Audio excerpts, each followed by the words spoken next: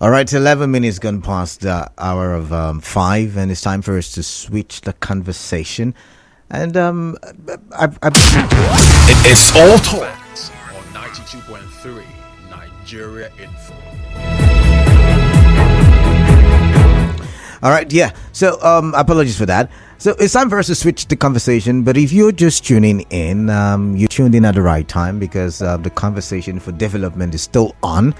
Like I said not too long ago, 5:11 p.m. is the time. I am Kaladakoru Batbo and the show is Hard Facts. The dial is 92.3 Nigeria Info. We're live on Facebook, live on YouTube, active on Twitter. Nigeria Info PH is the handle for all three platforms. All right, you could also begin dropping your WhatsApp messages. Use the numbers 080903064116. I'm giving you all the platforms with which you can contribute with, so that my goodness, you can start contributing, so to say. Now, I want to talk about a story that I saw yesterday. The story did trend, and a couple of newspapers carried it. I don't know why they carried it, but it has led me to a thought process that I want to share with you. So yesterday, there was a story where Governor Fubara was saying that he owes no apology for choosing a private school for the basic education of his children. The governor said this when he joined other parents yesterday for the graduation ceremony at his son's school. His comment was in response to possible criticism for shunning public schools for the education of his children as an office holder. The governor assured the public of the commitment of his administration to provide better standards of living and quality education in the state. He said the best legacy to bequeath to the younger generation is an investment in education. I'm gonna go find a sound clip of where he was given this speech. So just give me a minute or two.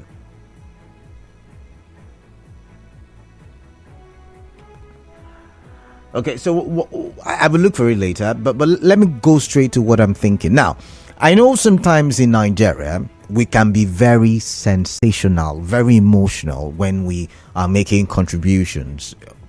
When we're having national conversation or we're having a national debate, we're usually very emotional and very biased. We tend to go the path of tribalism, political party affiliation, and religion.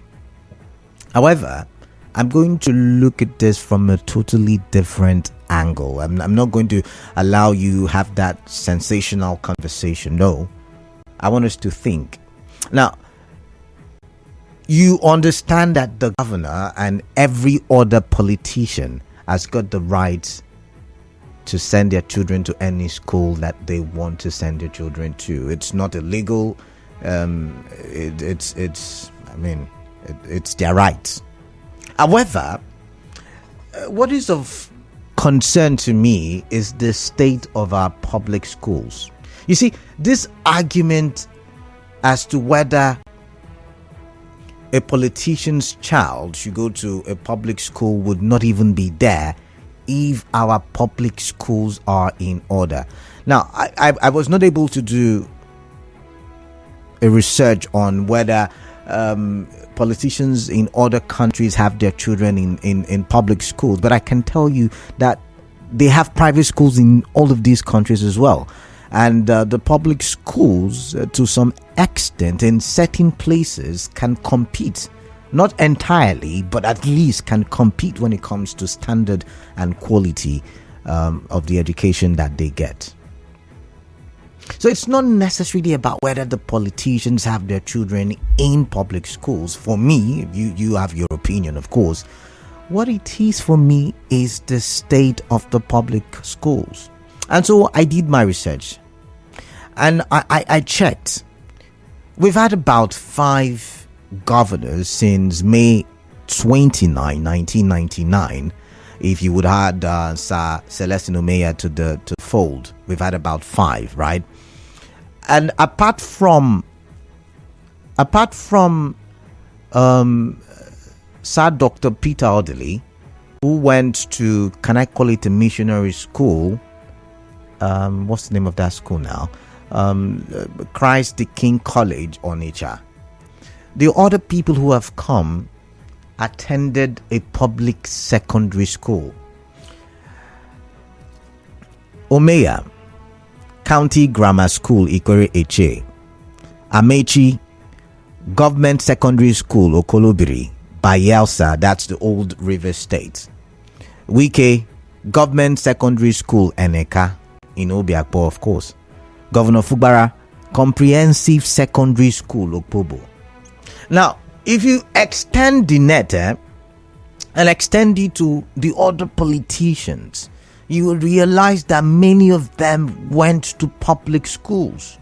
So I can then argue, because I was not born at the time, I can then argue that the public schools were good at the time to have given them the quality of knowledge that they have. You know, the primary and secondary school are usually the basic educational stage where people get the basic knowledge that takes them into tertiary institutions where they get tertiary knowledge. By the way, a lot of these politicians, not just in River State, in Nigeria, also attended tertiary institutions owned by government. And if you look at the past governors in River State, almost all of them, if not all of them, I did not do a research in that, but I know Mechi did, I know Wike did, attended public schools at the tertiary level. Now, tertiary schools in River State are not my focus for today. I'm more focused on the primary and the secondary school. During the flooding of last year, I visited the outer east and west region, and I saw the situation of certain schools. Some didn't have chairs, some didn't have ceilings. It was crazy. I remember in 2022, was it, or was it 2021? I think it was 2022, early part of 2022. I visited a public school in Port Harcourt City local government area. Port Harcourt Garden City. And I remember vividly at the time, the principal told me to go round and see for myself. And I saw for myself that they lacked certain tools for proper education.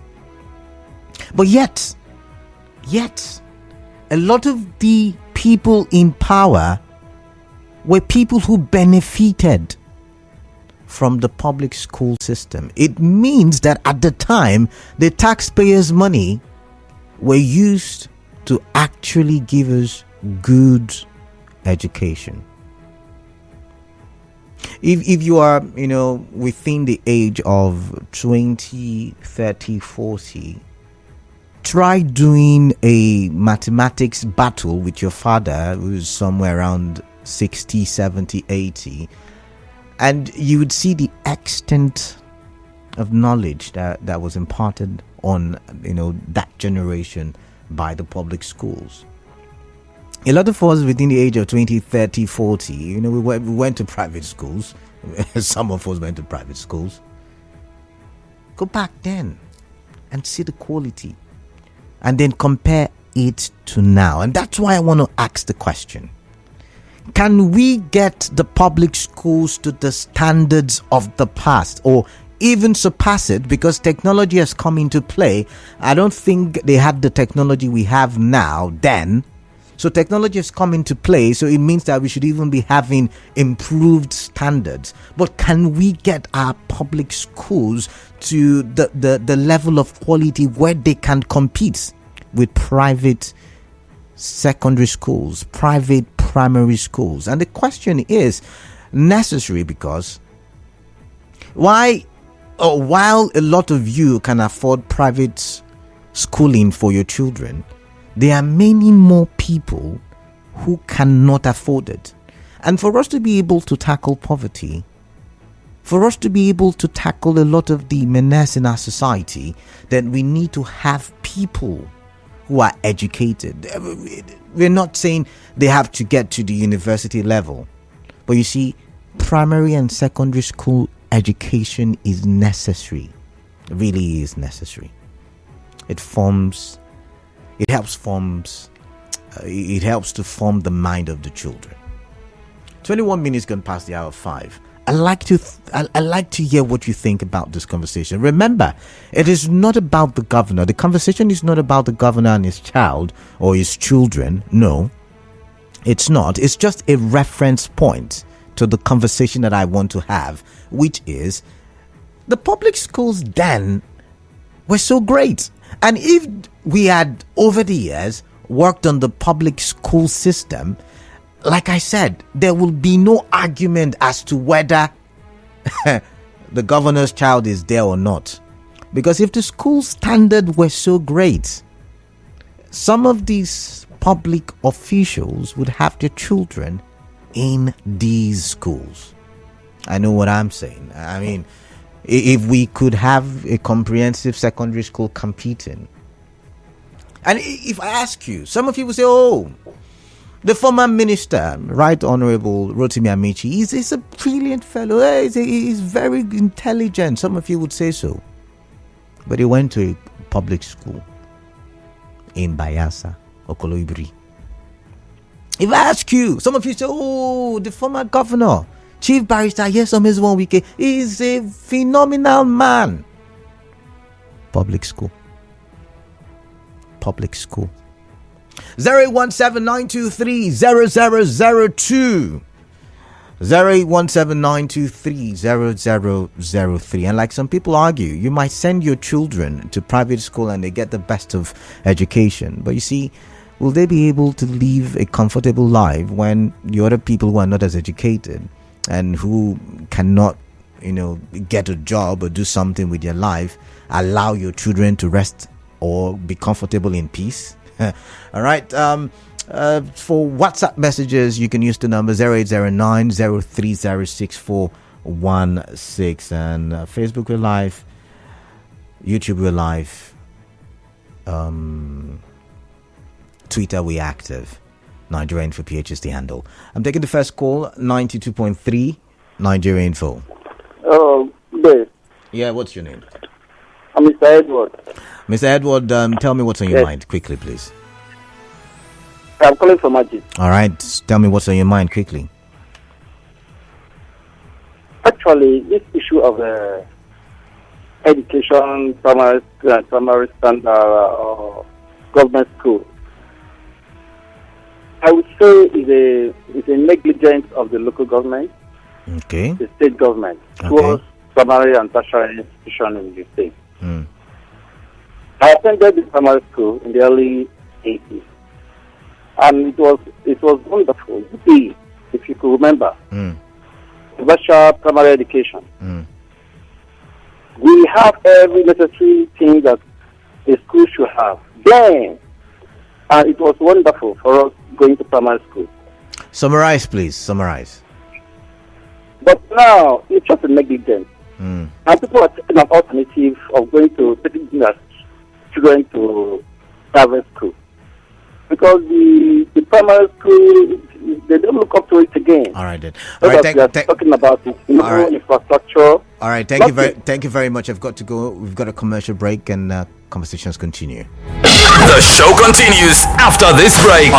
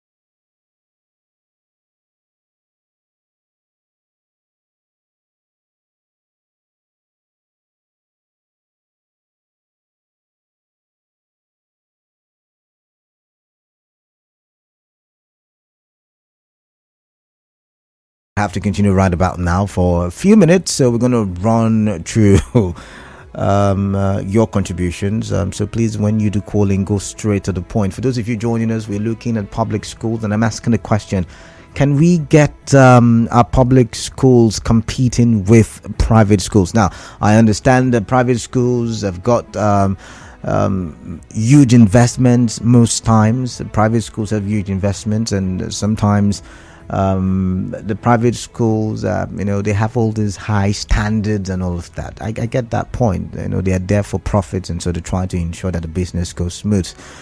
For public schools, government is very poor in terms of how they handle things, especially businesses or things like education, health, and the likes. They're very poor at it. However, we need the public schools to run. This is not one sector where we can say that the government should hands off. No, this is not one of those sectors where we say the government, remove your hands off. No, come on. So I'm going to open the phone line 0817-923-0002 and 0817-923-0003.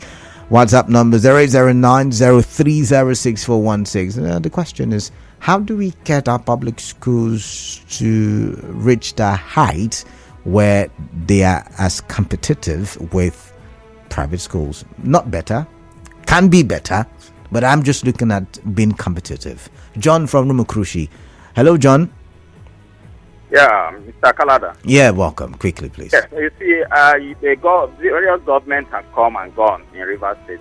I think primary and secondary school education, development of primary and secondary school education, all about the priorities of various governments that have, served in Rivers State. If you look at it critically, you discover that among all of them so far, it is Chibika Mekichi that have laid more. In fact, I'm not going to play, John. I'm not doing the politics thing now. I'm asking, how do we get our schools to the point where it can be competitive? Yes. What I'm trying to emphasize here is that the people that will still improve that, sector of our life, our national life, is still the politicians. Okay. So there's no way you can run away from it. Okay. Is it me and you, or Canada? Is it you that will go and improve the primary education or secondary education? Are you receiving allocation? So it's still the politicians. You cannot run away from it. So that is why we always, when we talk, we are mentioning names. But let the politicians see primary as a priority. That is just it. All right. And once they see it, they can do it to do the. John, I've got Chima from Eleno. Chima, greetings to you. Good evening. All right, Chima, quickly, please. Yeah, can you hear me? Loud and clear. If the policy of government geared towards that. But the problem we have, the government tends to shift focus on the public schools, which most of them were teachers of these public schools. Even most of them got scholarships up to the rank of professors and others.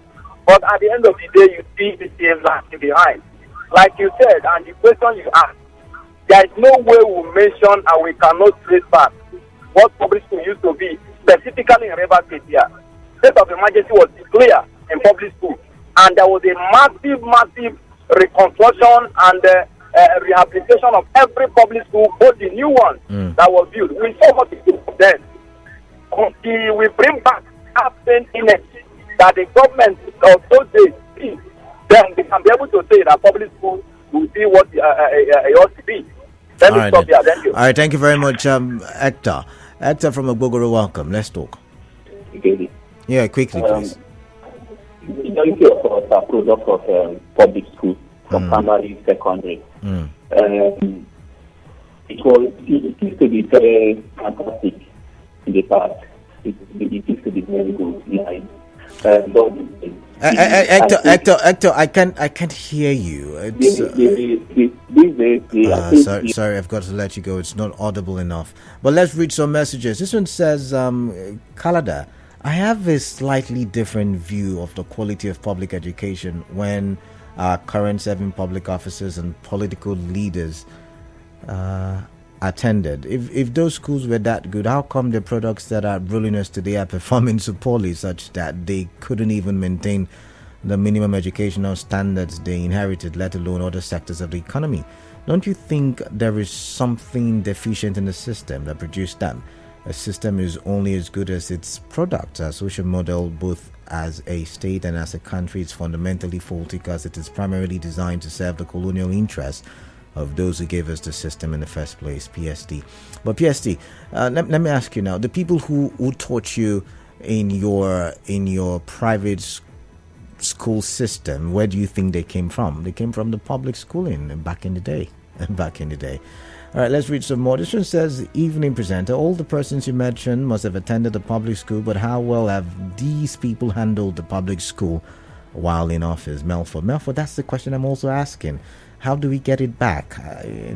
This one says, one would have expected the governor not to have made a statement in public as a people leader, one with responsibility to ensure the public are enviable to all of us with our kids in private schools. Now, he did, and his party men and women and those on the other side.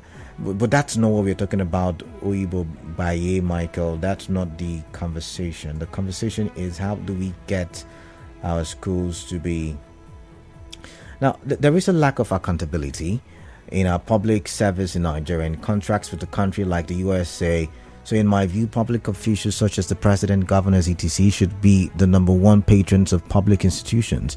When the president and governor's children are all attending private schools, home and abroad, how will our public institutions get the attention they deserve? There is no confidence in the system because of the shameless condition our public officials have kept our public institutions.